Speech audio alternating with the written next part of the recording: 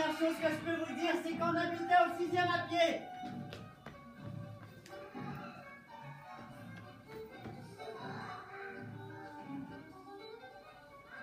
Et que pour Madame Rosa, avec tous ces kilos qu'elle portait sur elle et seulement 2 jambes, c'était une vraie source de vie quotidienne avec tous les soucis et les peines. Sa santé n'était pas bonne non plus. Et je peux vous dire aussi dès le début que c'était une femme qui aurait mérité un ascenseur.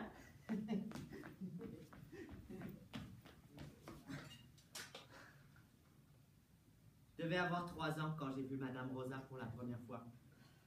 Avant, on n'a pas de mémoire et on vit dans l'ignorance. J'ai cessé d'ignorer à l'âge de 3 ou 4 ans. Et parfois, ça me manque. Il y avait beaucoup d'autres juifs, arabes et noirs dans notre arrondissement, mais Madame Rosa était obligée de grimper les 6 étages seule. Elle disait qu'un jour, elle allait mourir dans l'escalier. Tous les mondes se mettaient à pleurer parce que c'est ce qu'on fait toujours quand quelqu'un meurt. On était tantôt 6 ou 7, tantôt même plus là-dedans. Au début, je ne savais pas que Madame Rosa s'occupait de moi seulement pour toucher un mandat à la fin du mois. Quand je l'ai appris, j'avais déjà 6 ou 7 ans et ça m'a fait un coup de savoir que j'étais payé. Je croyais que Madame Rosa m'aimait pour rien et qu'on était quelqu'un l'un pour l'autre. J'en ai pleuré toute une nuit et c'était mon premier grand chagrin. Madame Rosa a bien vu que j'étais triste. Elle m'a expliqué que la famille, ça ne voulait rien dire. Elle m'a pris sur ses genoux et m'a juré que j'étais ce qu'elle a de plus cher au monde, mais j'ai tout de suite pensé au mandat et je suis parti en pleurant. Allez.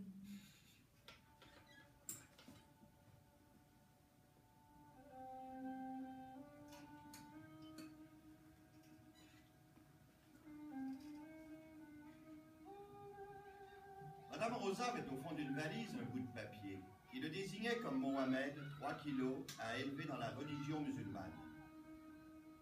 Il y avait bien une date, mais c'était seulement le jour où elle l'avait pris en dépôt. Et ça ne disait pas quand il était né.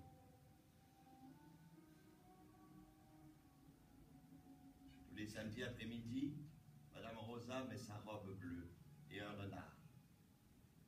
Et des boucles d'oreilles. Elle se maquille un peu plus rouge que d'habitude et va s'asseoir dans un café.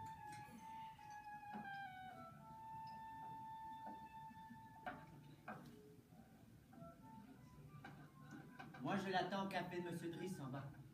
Et je m'assois à côté de M. Hamil, en face de M. Hamil, qui avait de beaux yeux.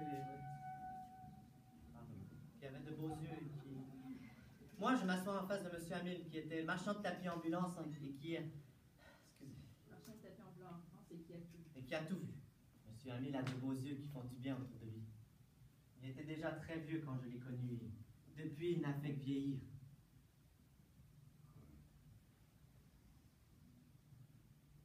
Monsieur Hamil, pourquoi vous avez toujours le sourire? Je remercie ainsi Dieu chaque jour pour ma bonne mémoire, mon petit Momo. Je m'appelle Mohamed, mais tout le monde m'appelle Momo pour faire plus petit. Il y a 60 ans, quand j'étais jeune, j'ai rencontré une jeune femme qui m'a aimé et que j'ai aimé aussi. Ça a duré 8 mois. Après, elle a changé de maison. Et je m'en souviens encore 60 ans après. Maintenant, je suis tranquille, je ne l'oublierai pas. Il me reste très peu de temps. Je vais mourir avant. Monsieur Hamil, est-ce qu'on peut vivre sans amour? À ce moment, je devais avoir 7 ou peut-être 8. Je peux pas vous dire parce que j'ai pas été daté, comme vous allez voir quand on se connaîtra mieux, si vous trouvez que ça vaut la peine. Monsieur Hamil, est-ce qu'on peut vivre sans amour? Oui. Je me suis mis à pleurer.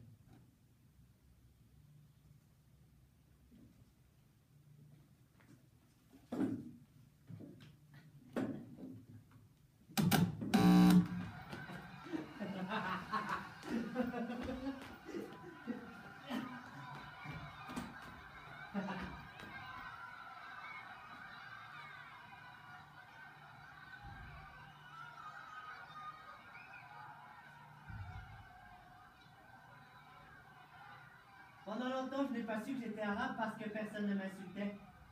On me l'a seulement appris à l'école, mais je me battais jamais, ça fait toujours mal quand on frappe quelqu'un. Madame Rosa était née en Pologne comme juive. Elle s'était défendue au Maroc et en Algérie pendant plusieurs années. Au début, je savais pas que j'avais pas de mère. Je savais même pas qu'il en fallait une. Madame Rosa évitait d'en parler pour ne pas me donner des idées.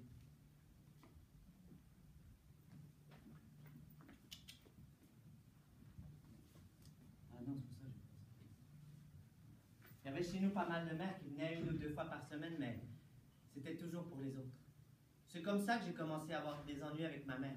Il me semblait que tout le monde en avait une, sauf moi. Je sais pas pourquoi je suis née et qu'est-ce qui s'est passé exactement.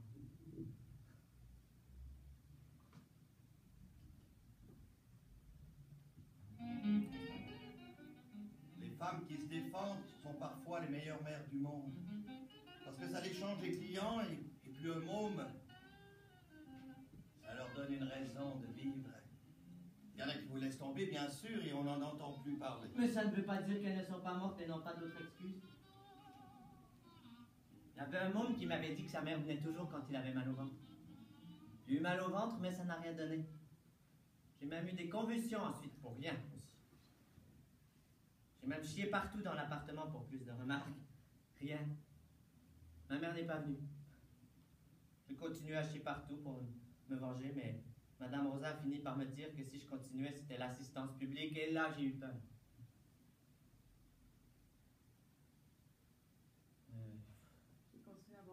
J'ai continué à avoir des crampes et des convulsions, et même maintenant, ça me fait encore mal au ventre.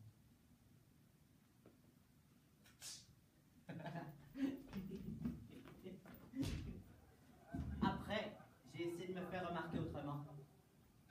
Une fois, j'étais devant un étalage. Et j'ai volé un œuf. Devant une épicerie, et j'ai volé un œuf à l'étalage.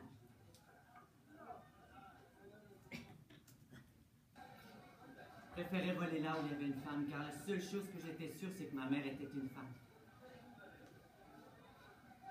Qu'est-ce que t'es mignon, toi? Puis elle m'a encore donné un œuf et m'a embrassé. Je suis rentré chez moi et j'ai eu mal au ventre. Madame Rosa était à la police pour un faux témoignage que Madame Lola lui avait demandé. Madame Lola était une travestie du 4e étage qui se défendait avec son cul et qui avait été champion de boxe. Je vous parlerai encore plus de Madame Lola. C'était vraiment une personne qui n'était pas comme tout le monde et je l'aimais bien pour ça. Moi, j'ai vu chez nous des mères pleurer. On les avait dénoncées à la police comme quoi elles avaient un môme avec le métier qu'elles faisaient et elles mouraient de peur.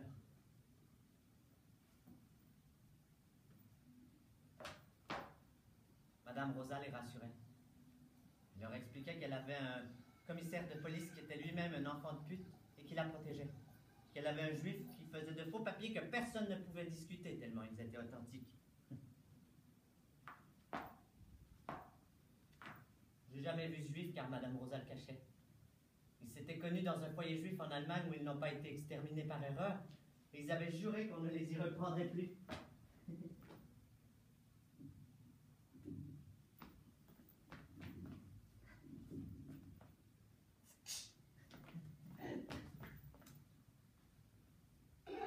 Bouh!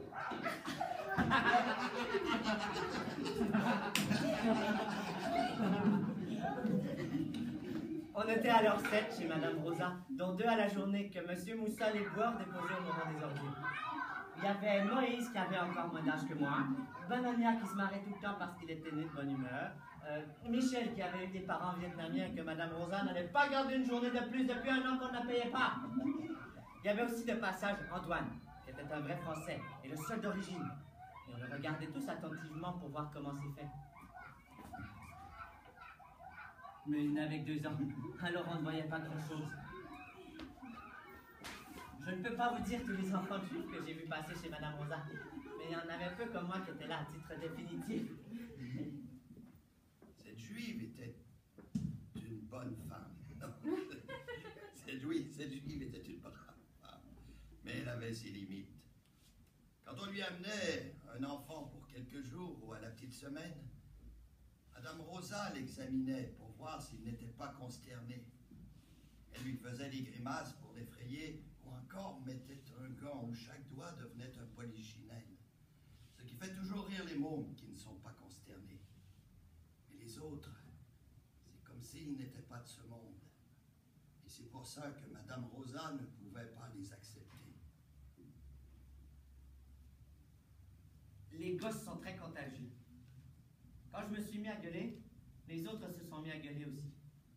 Et Madame Rosa a fait une véritable crise d'hystérie collective. Elle s'arrachait les cheveux qu'elle n'avait déjà pas et avait des larmes qui coulaient d'ingratitude. Madame Rosa avait les cheveux qui tombaient eux aussi parce qu'ils n'y tenaient plus tellement. Elle avait très peur de devenir chauve. C'est une chose terrible pour une femme qui n'a pas grand-chose d'autre. Elle avait plus de fesses et de seins que n'importe qui. Et quand elle se regardait dans le miroir, elle se faisait de grands sourires, comme si elle cherchait à se plaire. Elle se maquillait plusieurs fois par jour et mettait des fleurs dans l'appartement pour que ce soit plus joli au bout d'elle.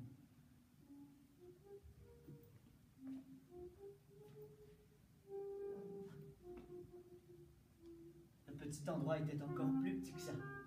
Et Madame Rosa n'y tenait pas tout entière à cause de son étendue. Et c'était même curieux combien il y en avait pour une personne si seule. Je crois qu'elle devait se sentir encore plus seule là-dedans.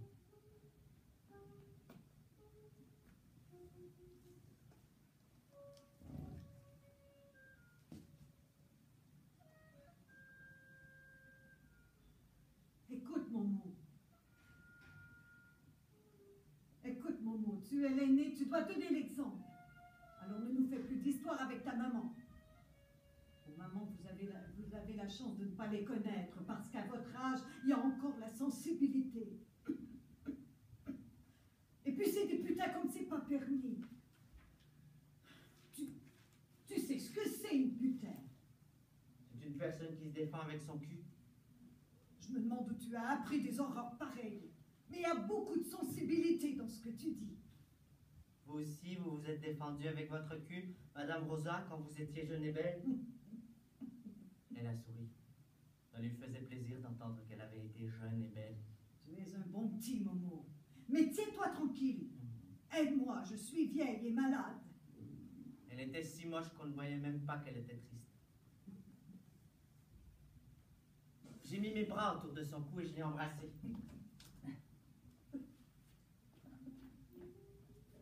Excusez-moi, Madame Rosa. Elle pleurait tellement que j'ai eu envie de pisser. Excusez-moi, Madame Rosa. J'ai envie de pisser. Madame Rosa. Bon, pour ma mère, je sais bien que c'est pas possible, mais est-ce qu'on pourrait pas avoir un chien à la place? Quoi? Tu crois qu'il y a de la place pour un chien là-dedans? Avec quoi je vais le nourrir?